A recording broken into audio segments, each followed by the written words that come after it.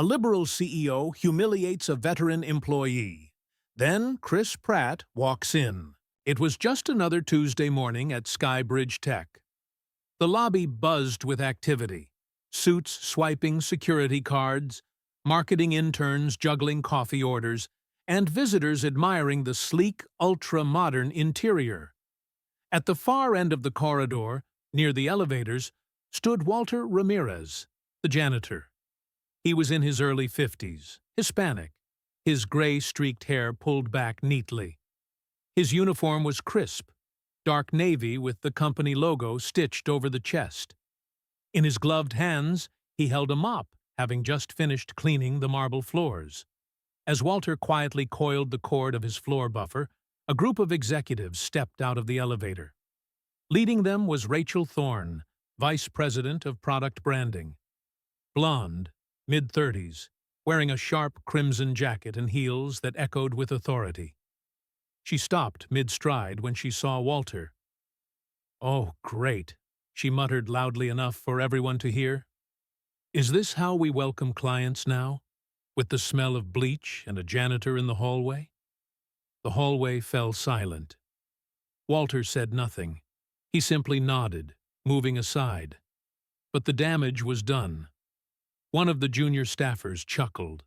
Another looked away, embarrassed. Rachel didn't stop there. "Next time clean before 7 a.m., she added, not even looking at him. "This isn't a high school cafeteria." Walter's hands tightened on the mop. And then, from the far end of the hallway, a man stepped around the corner. Black blazer, charcoal t-shirt. Quiet steps with unmistakable presence. It was Chris Pratt. He didn't say a word, but he had heard everything.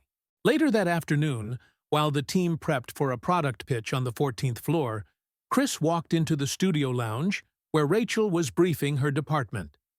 She turned, surprised. "Chris, I didn't know you were in this building today. If this is about the Q3 ad spots, Chris raised his hand. "It's not about ad spots. It's about this morning." Rachel blinked. "Excuse me?" Chris stepped closer, but his voice stayed calm. "I saw what happened in the lobby. You humiliated someone, in front of your team." She straightened up.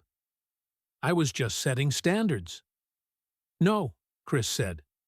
"You were setting an example. A bad one." The room quieted.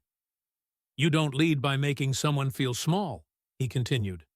"You lead by noticing the people everyone else ignores." Rachel crossed her arms. "With all due respect, Chris, you're an actor. I'm trying to run a company." He looked at her. "Exactly. And maybe that's the problem." He turned to the team. "That janitor you dismissed? His name is Walter. He has a daughter in med school. He volunteers at a shelter on weekends. He's been working here for 9 years. And today, instead of thanking him, you shamed him for doing his job." Rachel looked stunned. Chris stepped back. "I'm not here to fire anyone. That's not my role. But I am going to ask something." He looked around the room. "If this company is serious about innovation and values, it starts with how we treat the people who keep the lights on. Literally." And then he left, leaving behind a silence louder than any outburst. The story spread fast. Someone from the lounge had recorded part of the confrontation and shared it online. Within hours, the Respect Starts Small trended across platforms. Walter returned the next day expecting nothing, but something had shifted. People greeted him. The receptionist offered him coffee. A junior designer invited him to sit in the employee lounge for lunch. Then came the announcement. "We're introducing the Skybridge Voices Initiative, a new internal program to hear ideas from every employee." Walter didn't know what to say. A week later, he was invited to speak at the quarterly town hall. Cameras flashed. Executives stood in the back. And on the stage, Walter told his story, not as a complaint, but as a quiet reminder. "I don't need applause," he said, "just Respect. That's enough. The audience stood, and in the corner of the room, Rachel watched silently, eyes red, head bowed. She had been given a different kind of spotlight, one that reveals, not hides. 2 weeks later, Skybridge Tech's new innovation event kicked off, but this time, the person walking on stage wasn't a CEO, engineer, or investor.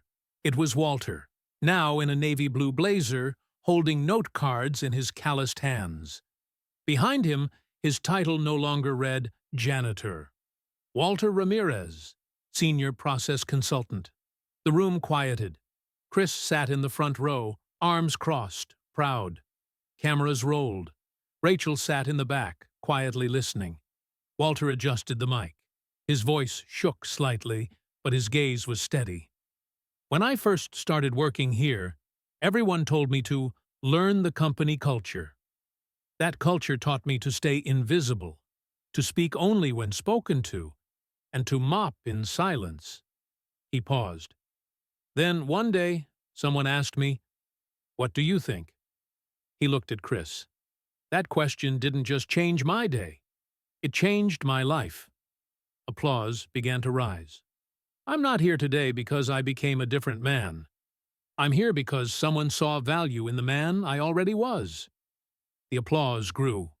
Rachel stood too, applauding softly but sincerely. Walter looked over the crowd and finished.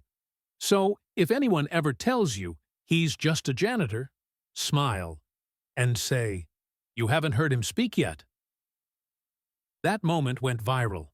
2 men stood together, one of the world's most famous actors and a man who once mopped his lobby. Equal in respect, united in purpose.